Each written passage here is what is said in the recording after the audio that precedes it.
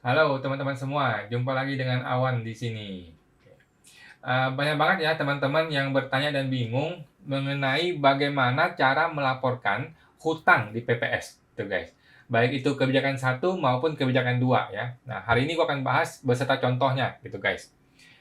By the way, seperti biasa, gue perlu disclaimer dahulu guys ya, bahwa semua yang gue sampaikan di video ini dan di semua video channel ini ya adalah pendapat pribadi gue 100% gitu guys. Ini bukanlah kajian akademis, tidak dapat dibuktikan kebenarannya, belum tentu sesuai dengan peraturan yang berlaku gitu ya. Jadi mohon koreksinya apabila ada kesalahan saya gitu guys. Walaupun gue seorang konsultan pajak yang resmi ya, tetapi video ini bukanlah saran profesional konsultan pajak untuk Anda gitu guys. Teman-teman semua, Anda semua tidak bisa dan tidak boleh menjadikan video gua ini sebagai pedoman satu-satunya bagi Anda untuk melaksanakan kewajiban perpajakan lu, gitu. Karena masing-masing kita kan punya masalah kasus yang berbeda-beda gitu guys ya. Jadi mohon konsultasikanlah dengan konsultan pajak Anda masing-masing atau AR Anda apabila Anda mau bertanya lebih spesifik mengenai perpajakan Anda, gitu guys. Oke, Awan akan tersedia gratis secara langsung di live Instagram Pajak Smart ya, setiap hari Senin jam 8 malam. Gitu guys. Bagi teman-teman yang mau berkonsultasi khusus dengan saya, bisa menghubungi saya di www.ta2022.com ya, www.ta2022.com. Oke. Baik, kita mulai guys. Pertama-tama kita mau mulai dari apa sih definisi harta gitu ya. Definisi harta yang mesti kita laporkan di SPT maupun di PPS itu sama saja. Masih ada orang yang bingung gitu. Yang dimaksud dengan harta adalah semua barang yang Anda miliki atas nama Anda maupun atas nama orang lain. Oke, semua barang yang milik Anda, mau atas nama Anda maupun atas nama orang lain, yang mana barang ini bisa ditukar jadi duit. Oke, barang ini bernilai secara finansial, secara keuangan. Itulah harta. Gitu guys, sesimpel itu. Oke. Bentuknya apa? Bentuknya bisa motor, mobil, piutang, tabungan, uang tunai, tanah, rumah, apartemen, saham, kripto, semua barang yang Anda miliki, baik itu berwujud maupun tidak berwujud, baik itu nama Anda maupun masih atas nama orang lain, yang kalau ditukarkan dengan uang tuh punya nilai uang. Itulah yang disebut dengan harta. Gitu guys. Oke. Nah, yang perlu dilapor di SPT ataupun di PPS itu sama saja. Jadi harta Anda yang dimaksud dengan harta yang Anda laporkan di SPT maupun dilaporkan di PPS itu sama saja. Oke. Apa yang mesti Anda tulis? Yang mesti Anda tulis adalah nilai total barangnya. Oke, nilai total hartanya. Oke. Kalau kas dan setara kas, tulisan nilai nominalnya. Oke, nilai nominal. Kalau tabungan ya nilai sekian ya sekian gitu kan. Kalau bentuknya tanah dan bangunan, ya lu laporkan senilai harga perolehan atau senilai AJB, akte jual belinya, gitu guys. Bukan harga NJOP, bukan harga yang lain, tapi harga AJB-nya, gitu ya. Bukan juga nilai DP-nya ya. Kadang-kadang ada orang laporkan harta rumah yang DP-nya saja yang dia laporkan, karena dia hanya menilai harta ini sesuai yang dia bayar. Bukan juga guys. Anda laporkan seluruh nilainya, gitu ya. Itu untuk harta, oke? Nah, eh, nilai total yang dimaksud di sini ya adalah nilai tercantum di AJB ya. Tadi aku udah bilang ya bahwa di AJB itu apa? Yang dimaksud di AJB akte jual beli itu adalah nilai pokoknya plus PPN. Oke, ada sebuah rumah nih atau tanah, Anda beli, ada nilai tanahnya, ada nilai PPN-nya, maka total ini adalah yang disebut dengan nilai tanah atau rumah tersebut. Gitu ya. Nah, Anda tidak perlu memasukkan dan tidak boleh memasukkan yang namanya jasa notaris, provisi, bunga, dan beban-beban lainnya ke dalam nilai harga properti. Tidak pernah biasanya begitu sih. Harusnya nggak usah begitu ya. Yang Anda laporkan adalah senilai AJB, yaitu nilai pokok barangnya plus nilai PPN-nya saja. Itu kalau untuk tanah dan bangunan. Gitu ya guys. Oke, sekarang kita masuk ke definisi hutang. Oke. Nah, uh, bagaimana definisi hutang? Yang paling penting adalah bagaimana cara menulis hutang ini dalam SPT maupun PPS. Oke. Nah, yang mesti kita tulis ini ada prinsip penting ya. Yang ada prinsip penting bahwa yang hutang yang mesti ditulis adalah nilai pokok hutangnya saja. Gitu guys. Nilai pokok yang terhutang, oke? Tidak termasuk bunga, tidak termasuk beban provisi, tidak termasuk beban-beban yang lain. Oke? Yang dimasukkan di SPT maupun PPS adalah nilai pokok hutangnya saja. Oke, masih banyak orang yang bingung, masih banyak orang yang salah persepsi. Dia kira hutang dilaporkan semua nilai hutangnya, bukan ya. Tetapi hanya nilai pokok yang terhutang saja, gitu guys. Oke. Nah, dari sini kan sudah terjawab ya. Sudah terjawab atas pertanyaan dari judul video ini, guys, bahwa hutang tidak mungkin lebih besar daripada hartanya, guys. Oke, tidak mungkin ya, tidak akan terjadi. Itu kalau terjadi itu berarti salah persepsi gitu. Nah, Anda lapor di SPT maupun di PPS ya, semua itu tidak mungkin nilai hutang itu akan lebih besar daripada hartanya. Itu tidak mungkin terjadi, impossible gitu ya, tidak mungkin terjadi. Nah, banyak orang salah persepsi begini, dia dia kira laporin hutang itu adalah senilai pokok plus bunganya, sehingga hutangnya jadi besar nilainya, sehingga bahkan hutang ini melebihi nilai hartanya gitu, guys. Ini salah persepsi ya. Kita ambil contoh ada orang beli rumah 1 miliar contohnya. Terus dia kredit bank nih. Dia kredit bank 15 tahun gitu. Nah, 1 miliar kan anggaplah dia DP 300 juta. Berarti kan pokok hutang 700 juta. Kemudian dia KPR sampai 15 tahun. Nah, total yang dia bayarkan itu bisa 2 miliar contohnya gitu kan. Padahal hutangnya cuma 700 juta. Nah, terus dia masukkan hutangnya di SPT 2 miliar. Ini salah, guys. Ini salah persepsi ya. Yang benar adalah dia laporkan hutang senilai nilai pokok hutangnya saja, tidak termasuk bunga. Yaitu yang tadi 700 juta itu, yang masih terhutang itu. Gitu, guys. Oke. Nah, kadang-kadang juga ada orang yang melaporkan rumahnya. Rumah 1 miliar, dia laporkan senilai 2 miliar. Karena dia berpikir kan uang yang gua keluarkan sampai ini lunas kan 2 miliar, katanya. Nah, ini juga salah, ya. Salah. Jangan mengakui rumah senilai total yang lu bayarkan. Oke? Yang mesti lu laporkan adalah senilai AJB-nya. Segitu aja. Gampang, guys. Ya, senilai akte jual belinya. Istilah pajaknya itu harga perolehan. Oke? Sedangkan hutangnya yang Anda laporkan adalah senilai hutang nilai pokoknya saja. Sesimpel itu, guys. Gampang kok. Oke. Nah, sekarang kita masuk ke PPS nih. Dalam kasus PPS ya, khusus untuk PPS ya, yang harus dilaporkan di PPS itu adalah hutang yang berhubungan langsung dengan harta yang juga dilaporkan di PPS. Oke, gue ulang lagi ya. Hutang yang mau lu laporkan di PPS adalah hutang yang berhubungan langsung dengan harta yang juga lu laporkan di PPS, harta ini. Gitu, guys. Oke, contohnya, Anda lapor sebuah rumah di PPS. Oke, maka lu lapor rumah nih ya, maka Anda boleh laporkan hutang atas rumah ini. Gitu, guys. Paham ya? Jadi Anda laporkan sebuah rumah di PPS, Anda laporkan hutangnya adalah hutang yang berhubungan dengan rumah ini. Yang di PPS juga. Sebagai pengurang harta bersihnya nanti nih, supaya kena tarifnya lebih murah. Karena Anda hanya kena tarif atas yang Anda bayarkan saja. Gitu, guys. Gampang ya? Semoga dipahami ya. Nah, atau contoh lainnya, lu lapor sebuah mobil. Mobil harganya 200 juta gitu. Anda masih hutang nih, masih hutang mungkin 150 juta contohnya, pakai leasing.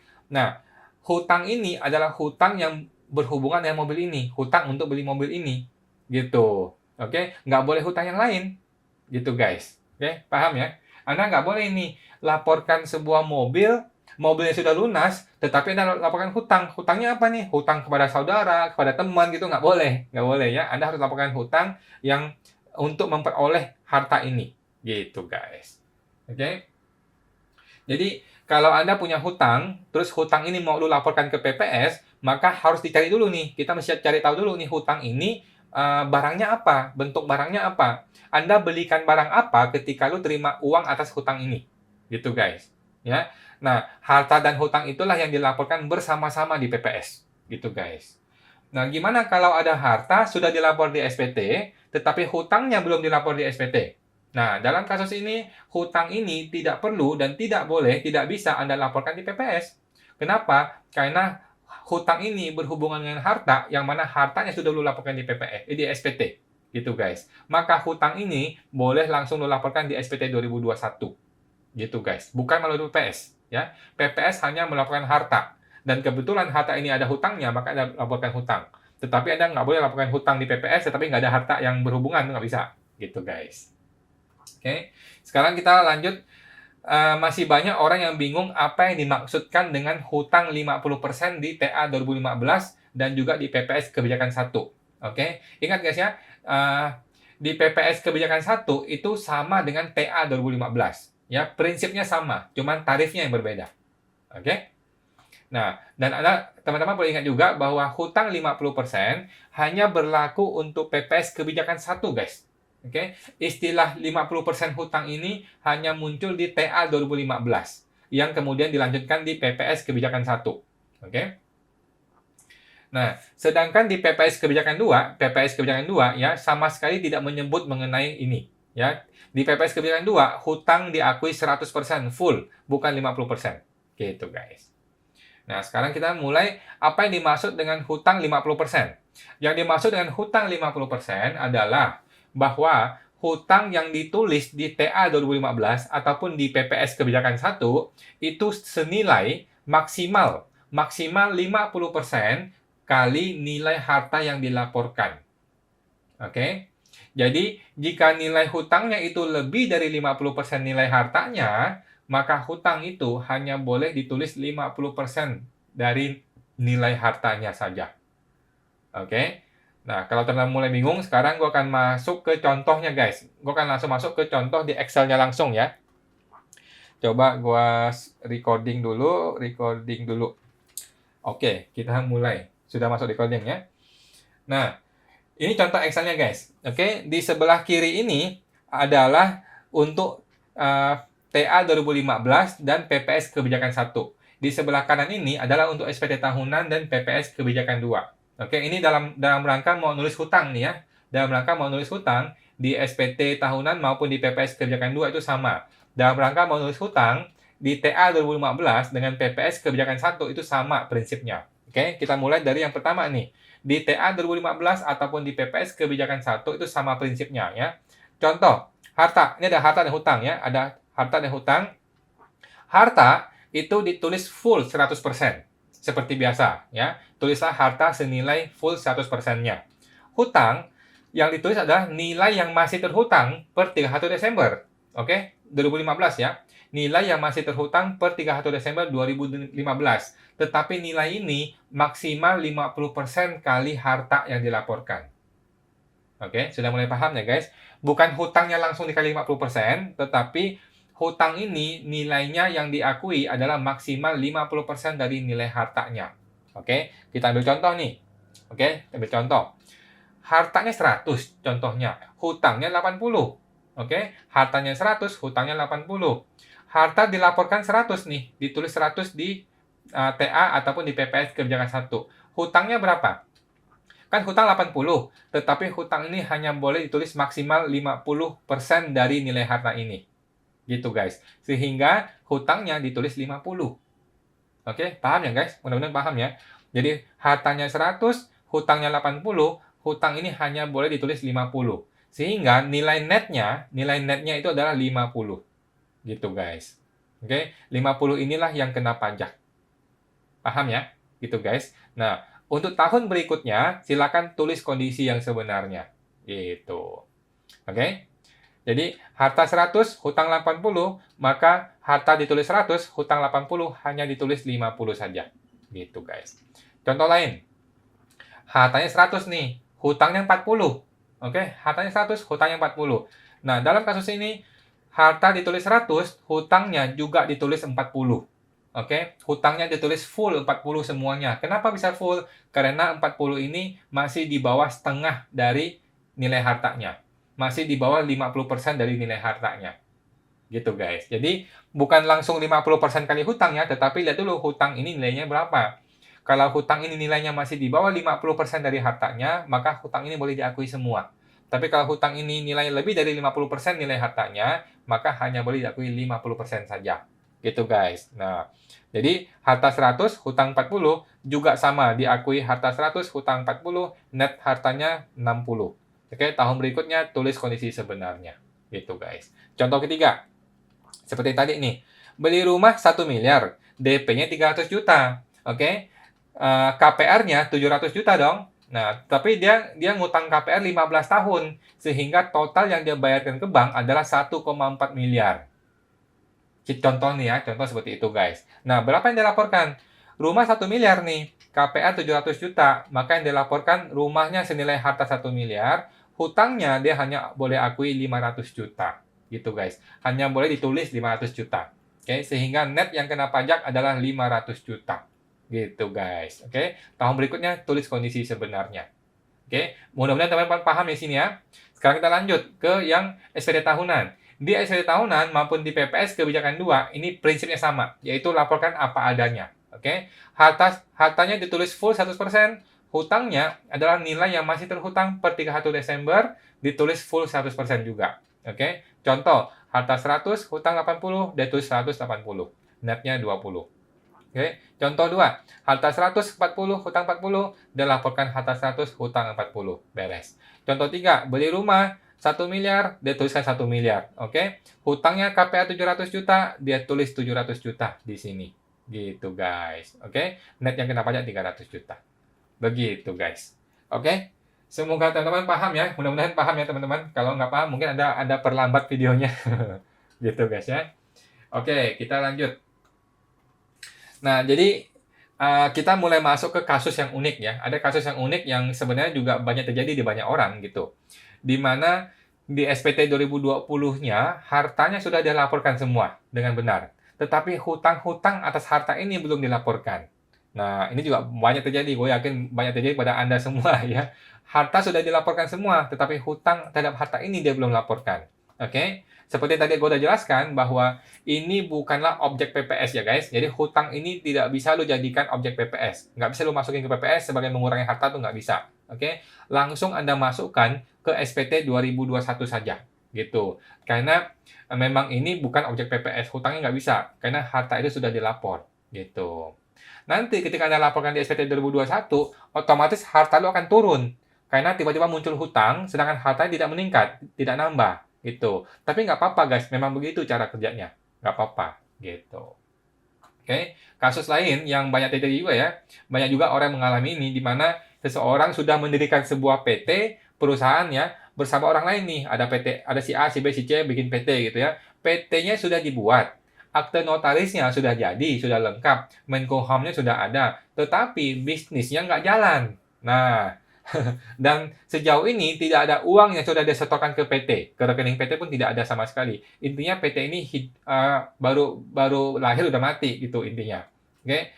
Nah, jika ini terjadi pada tahun 2016 ke 2020, kan masuk kebijakan 2, maka Anda cukup laporkan di PPS kebijakan 2 saja, senilai hartanya 100% dan hutangnya 100%. Sehingga harta bersihnya jadi 0, beres. Anda tinggal tambahkan harta yang lain supaya PPS-nya ada nilai pajaknya. Oke, ingat ya, PPS tidak boleh 0. PPS tidak boleh bernilai 0, guys. Ingat ya. Nah, tetapi jika kasus saham ini terjadi di 2015 ke bawah, maka ini jadi cilaka nih. Oke, hartanya Anda harus akui 100%, tetapi hutangnya hanya bisa ditulis 50%. Oke, ini akan jadi masalah besar karena Anda harus bayar 8% terhadap nilai harta saham PT itu. Nilai setengahnya itu lu masih bayar 8%. Yang mana sesungguhnya kan ini boleh dibilang bukan harta sama sekali gitu. Karena kan tidak ada uang yang lu setorkan ke PT tersebut. Oke. Nah, dalam kasus ini menurut gua jalan yang terbaik adalah tolong lu komunikasikan dengan AR Anda. Oke, beritahukan kepada AR terus terang aja apa adanya bahwa ini saham PT sudah dibikin PT-nya betul, memang betul kami punya PT-nya, tetapi saya sama sekali belum setor uangnya ke PT. Oke, jadi gua tidak mau masukin atau tidak mau mengakui ini di PPS kebijakan 1. Karena apa? Karena gue rugi. Gue akan menyebabkan gue perlu bayar 8% atas pajak atas suatu harta yang tidak ada nilainya. Gitu guys. Ya. Anda boleh sampaikan kepada AR dan gue rasa AR akan mau mentoleransi inilah gitu. Nah, apabila AR Anda bersikeras untuk suruh Anda, nggak bisa nih, lu mesti laporkan ke PPS, nggak bisa, gue nggak mau tahu, itu. Jadi lu mesti bayar 8% kalikan setengah dari nilai saham ini yang belum disetorkan tadi itu, gitu. Nah, menurut gue nih, Anda boleh bikin surat saja. Lu bikin surat pernyataan, guys. Bikin surat pernyataan di atas materai, gitu. Dengan ini saya menyatakan bahwa saya tidak mengakui harta ini. Oke? Nilai saham di PT ini silahkan disita oleh negara. Gitu aja, guys. Jadi, saya tidak perlu membayar 8%. Jadi, saya bukannya mau bayar 8%, tetapi saya berniat baik. Karena saya cinta pada negeri ini, saya berniat baik menyumbangkan seluruh nilai saham ini kepada negara. Gitu, guys. Gitu ngomongnya ya. Jadi silakan saham PT ini mulai besok diserahkan kepada negara, diambil oleh negara. Aktenya lu bawa ke kantor pajak, lu kasih ke kantor pajak, beres. Gitu guys. Ini contoh gitu guys ya. Ya, tapi ya lu nggak usah marah-marah gitu ya, lu nggak usah marah-marah, lu kirimkan pakai surat resmi supaya tertulis gitu, guys. Oke. Udah, itu aja guys buat hari ini ya, khusus tentang cara pelaporan hutang di PPS ya. Jika teman-teman mau tanya jawab secara langsung, Awan akan tersedia gratis di live Instagram Pajak Smart ya, setiap hari Senin jam 8 malam, oke. Bagi teman-teman yang mau berkonsultasi khusus dengan saya, bisa hubungi langsung di www.ta2022.com ya, di www.ta2022.com. Oke, terima kasih semuanya teman-teman. Semoga bermanfaat ya. Sampai jumpa lagi.